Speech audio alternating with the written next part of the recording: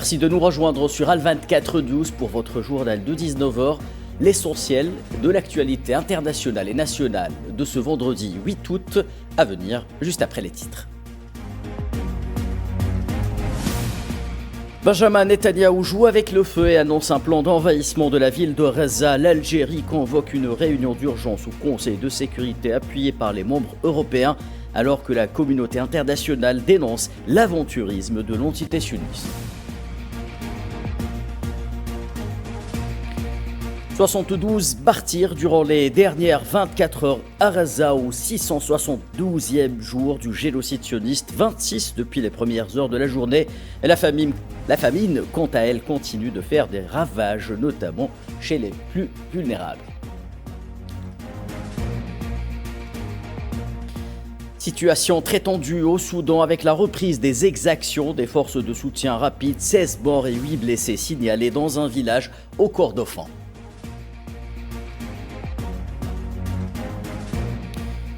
Vladimir Poutine et Xi Jinping évoquent dans un entretien téléphonique l'évolution de la situation en Ukraine et ce à quelques jours seulement d'une réunion Trump-Poutine annoncée par le Kremlin.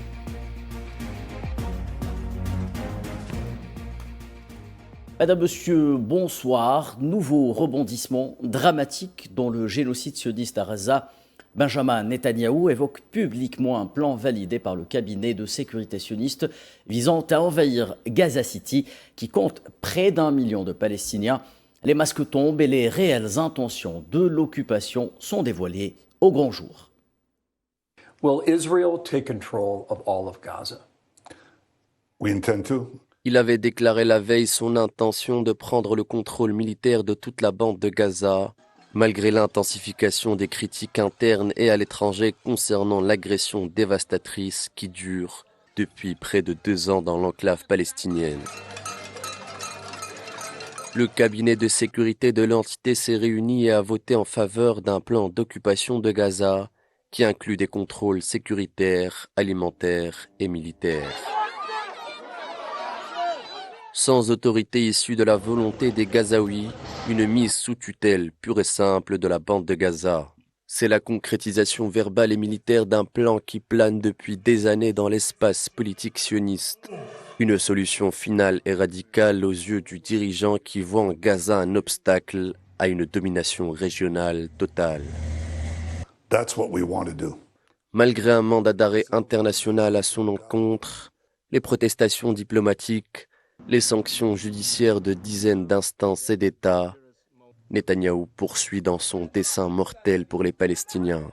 Sur le terrain, les troupes sont déjà amassées. Des images satellites montrent que l'armée sioniste est en train d'accumuler matériel et troupes à la frontière avec la bande de Gaza, laissant présager une opération terrestre majeure imminente.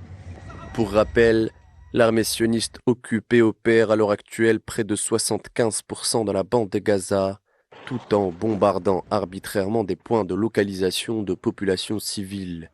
Malgré les pressions internes et externes, la mise en œuvre de ce plan démontre le jusqu'au-boutisme criminel des autorités sionistes.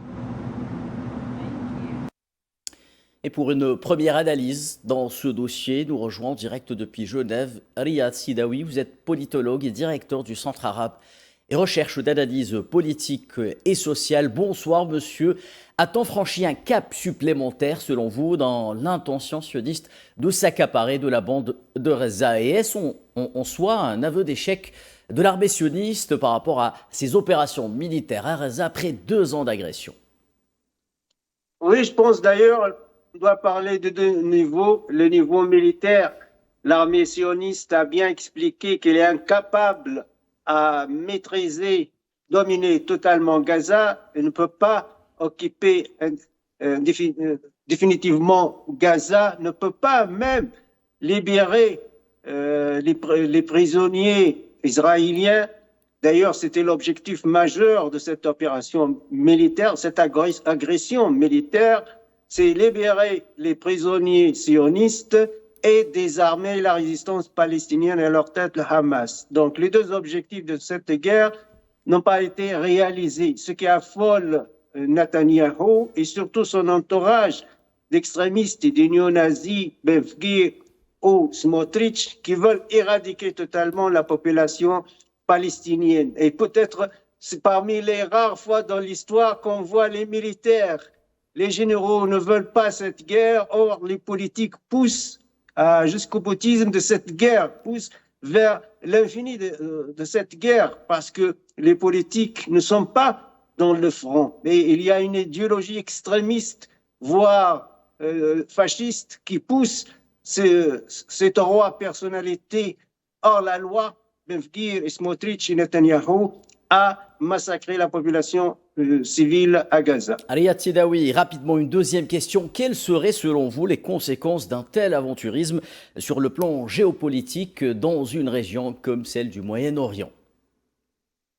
La résistance palestinienne va continuer.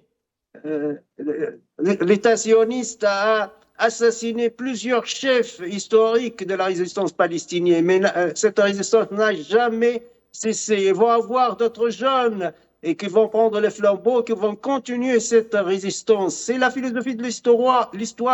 Les peuples résistent et les peuples libres résistent. C'est ce que fait le peuple palestinien. Mais il faut souligner malheureusement et avec tristesse le manque du soutien arabe vis-à-vis de Gaza, surtout le soutien militaire à cette résistance. Rappelons-le, dans la charte de la Ligue arabe, il y a un article qui parle de la lutte arabe contre une agression étrangère. Oui.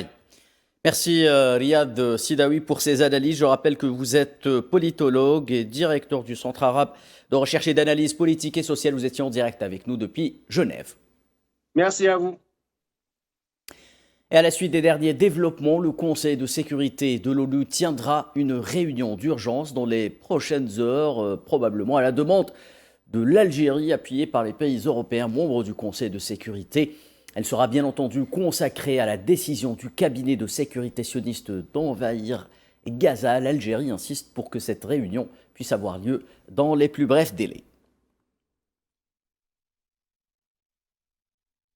Et dans la foulée, la présidence palestinienne a exprimé vendredi son rejet catégorique et sa ferme condamnation des décisions extrêmement graves approuvées par l'entité sioniste visant à réoccuper entièrement la bande de Gaza et à déporter de force près d'1 million de Palestiniens de cette ville.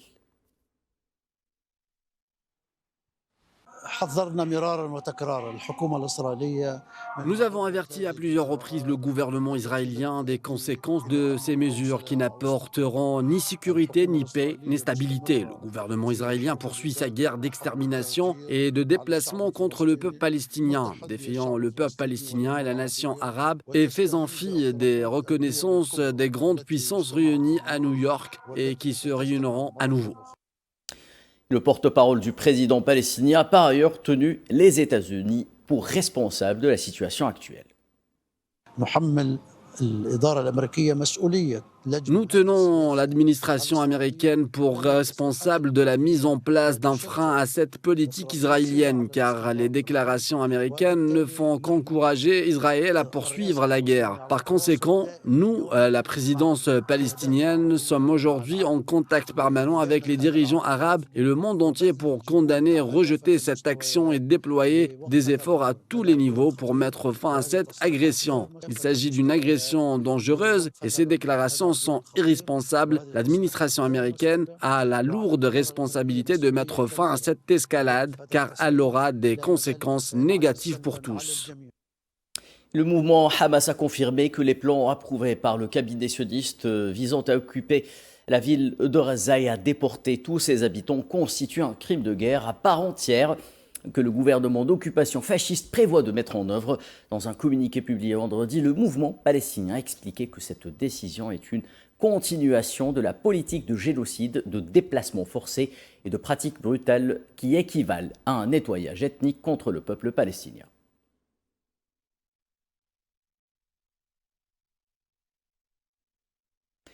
Et l'onde de choc est telle d'un tel projet est telle que la réaction de la communauté internationale a été sans appel, de l'ONU à l'Union européenne, à la Ligue arabe en passant par l'Arabie saoudite, la Belgique, l'Espagne, la Grande-Bretagne ou encore la Chine.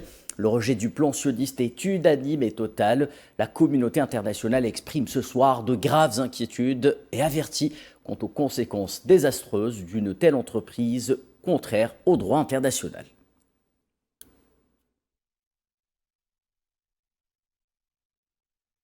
Et après la décision du cabinet de sécurité sioniste d'envahir la ville de Gaza, le chancelier allemand Friedrich Merz a annoncé qu'aucune exportation de matériel militaire susceptible d'être utilisé dans l'agression contre Gaza ne serait autorisée pour le moment. Ces dernières semaines, le gouvernement fédéral allemand avait en effet à nouveau critiqué les agissements militaires de l'entité sioniste dans la bande de Gaza. Désormais, il prend pour la première fois des mesures concrètes contre son allié.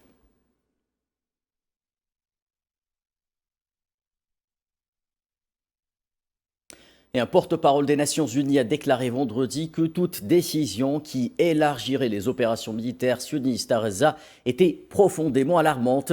Invité à réagir au plan, la porte-parole Alessandra Vellucci a déclaré qu'il risquerait d'avoir des conséquences catastrophiques pour des millions de Palestiniens.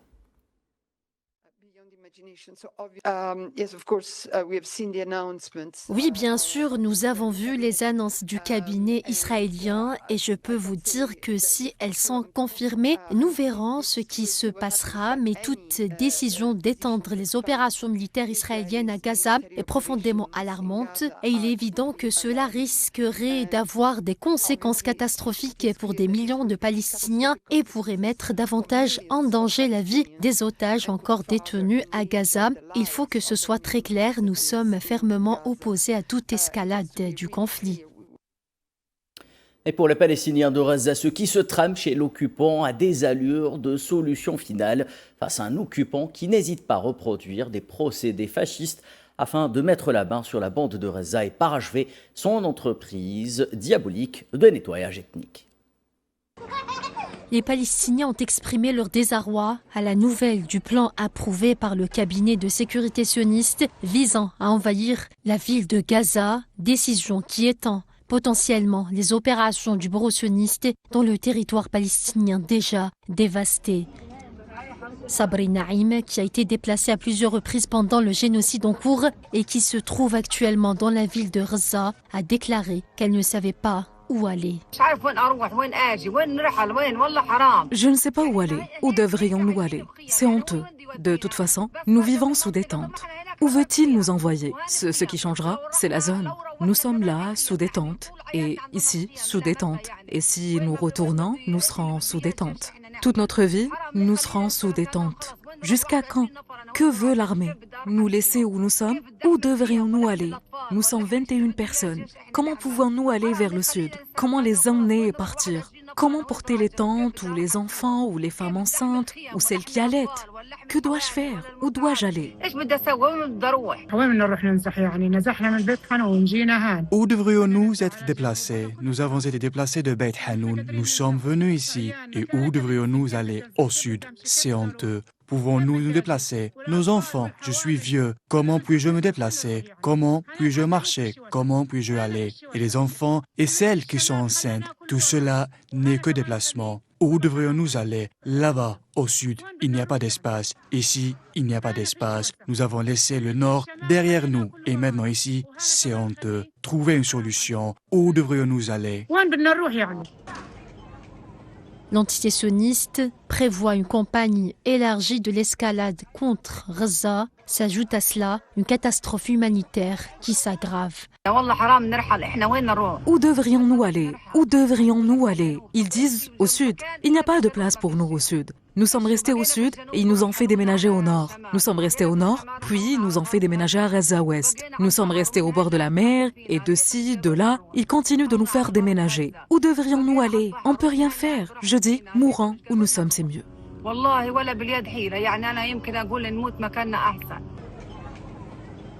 Alors que les Palestiniens de Gaza rejettent cette énième tentative d'envahir par la force la terre, le but du bureau sioniste est très clair, la mise en place d'un plan de déportation de la population palestinienne de Gaza par la contrainte et la violence, une population meurtrie dans sa chair, mais qui fait preuve de résilience.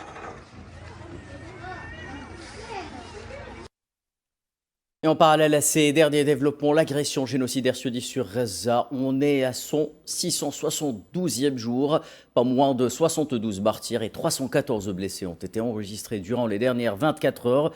Sur le terrain, les exactions prennent des formes multiples à la lumière de la guerre de la faim organisée par l'entité sioniste dans la bande de Gaza. On compte 16 martyrs et 250 blessés parmi les demandeurs d'aide alimentaire au niveau des centres de distribution durant les dernières 24 heures, ce qui porte le total des victimes depuis le 7 octobre 2023 à 61 330 martyrs et 152 359 blessés.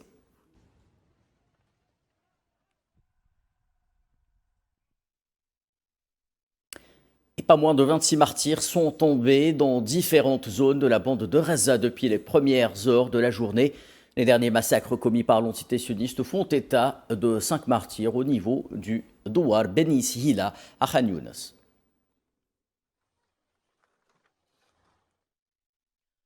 Au Liban, un journaliste libanais tombé au martyr vendredi dans une frappe de l'armée sioniste ayant visé son véhicule alors qu'il circulait sur la route de Zahrani dans la ville de Nabatiya au sud du pays. Selon les informations rapportées par l'Agence nationale libanaise d'information, rappelons par ailleurs que la veille, au moins 6 Libanais ont été tués et 10 autres blessés, dont 2 frappes aériennes de l'armée sioniste dans l'est du pays, selon les sources officielles libanaises.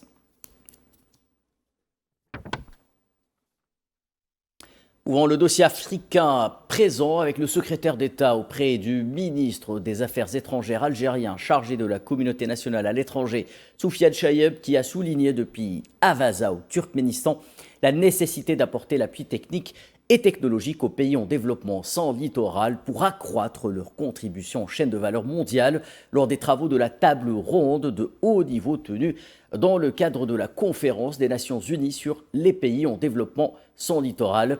Soufiane Chayeb a rappelé par ailleurs les efforts consentis par l'Algérie dans ses espaces d'appartenance pour participer activement au projet d'infrastructure visant à désenclaver les pays africains sans littoral, ajoutant que l'Algérie a toujours plaidé pour l'instauration d'un système économique mondial équitable et équilibré, s'efforce aujourd'hui de s'engager résolument dans des démarches visant à stabiliser les marchés mondiaux des produits essentiels.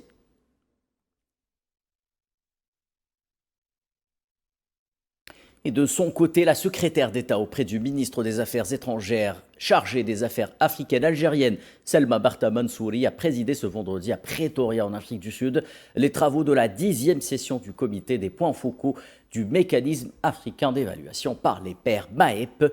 Le comité assure la continuité en examinant des rapports, les budgets et également les plans stratégiques en préparant les recommandations clés et en guidant la mise en œuvre des programmes de gouvernance et permet au MAEP de rester actif et réactif ainsi qu'axé sur les résultats sur tout le continent.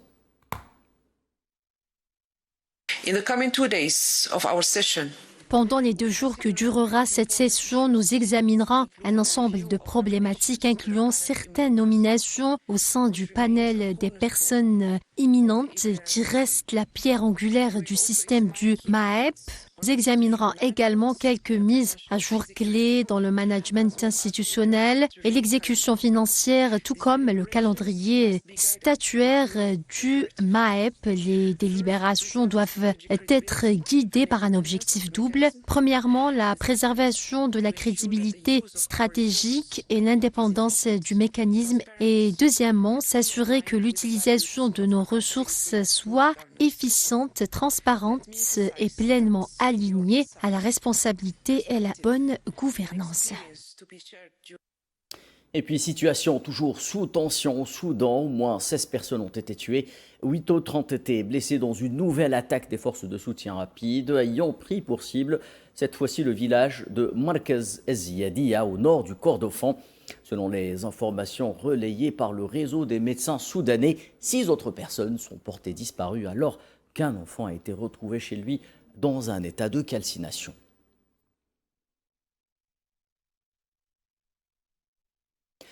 Dans le reste de l'actualité, retour ce soir sur l'escalade lancée par la France contre l'Algérie. Si Alger adopte une position ferme mais constante en s'appuyant à chaque fois sur les règles du droit international, réaffirmant par ailleurs sa souveraineté sur un certain nombre de dossiers, Paris semble s'en mêler les crayons dans des postures au seul but d'envenimer les relations bilatérales.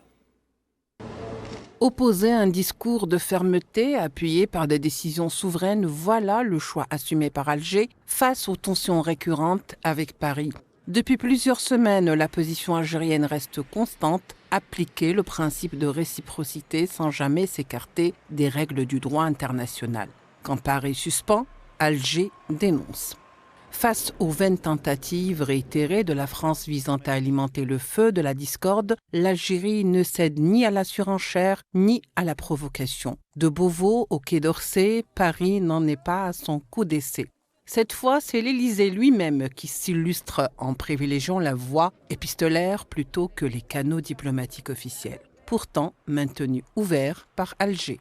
Si les manœuvres sont plurielles, leur finalité est unique, faire de l'Algérie le paravent commode d'une situation socio-économique française intenable marquée par des tensions internes et une défiance électorale croissante. À l'inverse, Alger, droit dans ses bottes, exerce sa souveraineté dans la sérénité, comme l'a rappelé à maintes reprises le président Abdelmadjid Tebboune, une souveraineté adossée à une légitimité politique et populaire incontestable, renforçant un élan diplomatique assumé, une main ferme qui ne tremble pas. C'est précisément cette constance qui semble hériter au plus haut point l'exécutif français, en proie à une cacophonie gouvernementale et à un déficit de légitimité populaire après plusieurs revers électoraux. Dans un climat politique tendu, à l'approche des scrutins locaux de mars 2026, la ligne dure impulsée par Bruno Retailleau au sein d'un gouvernement qui s'agite en ordre dispersé peine à masquer l'absence de cap clair et d'un véritable chef d'orchestre. Pendant ce temps, l'Algérie déploie une stratégie de diversification de ses partenariats, Italie, Espagne, Allemagne, Slovénie, un réseau européen consolidé fondé sur le principe intangible de la relation d'égal à égal que le pays s'emploie à constituer pour servir ses intérêts et ceux de son peuple. Ce positionnement s'inscrit dans un contexte où le retour affirmé de l'Algérie sur la scène diplomatique internationale ne cesse de bonifier ses alliances et de conforter son poids géopolitique aux grandes dames d'une France qui peine à s'adapter à cette nouvelle donne et surtout à digérer la distanciation géopolitique qui en résulte. Et nous restons en France où des images de drones filmées ce vendredi montrent l'étendue des dégâts causés par le plus grand incendie de forêt en France depuis près de 8 décennies, avec des arbres noircis, comme vous le voyez, des maisons et des voitures carbonisées, ainsi que de vastes étendues de forêt recouvertes de cendres. Un immense incendie qui a ravagé près de 17 000 hectares de forêt et de villages dans le sud du pays depuis mardi 5 août, et il n'est pas encore maîtrisé selon les autorités locales.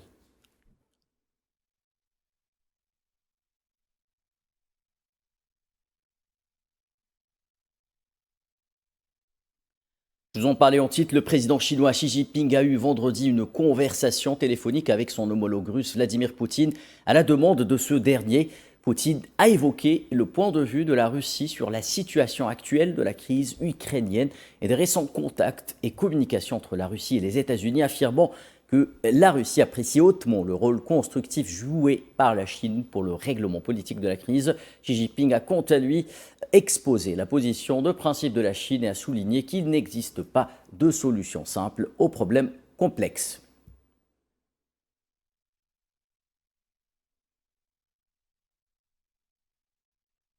Une pause dans le conflit en Ukraine pourrait être proche selon le Premier ministre polonais Donald Tusk. Déclaration faite à la suite d'un entretien avec le président ukrainien Volodymyr Zelensky. Puisque nous discutons de sécurité, je tiens également à vous informer que j'ai conclu, il y a un instant, une longue conversation avec le président Zelensky sur la situation en Ukraine et sur l'imminence, du moins je l'espère, je l'ai déjà mentionné il y a quelques semaines, de certains signaux, et j'ai aussi l'intuition qu'un gel du conflit, je ne veux pas dire la fin de la guerre, mais un gel du conflit, est peut-être plus proche qu'il ne l'est. Il y a de l'espoir. Et parlons football, avant de clore ce bulletin d'information, l'Algérie vient de tenir en échec L'Afrique du Sud, 1 but partout lors du deuxième match de son groupe, comptant pour la phase éliminatoire du CHAN 2025. Les Verts gardent ainsi leur chance intacte de qualification prochain tour avant d'affronter la Guinée lors de la prochaine rencontre.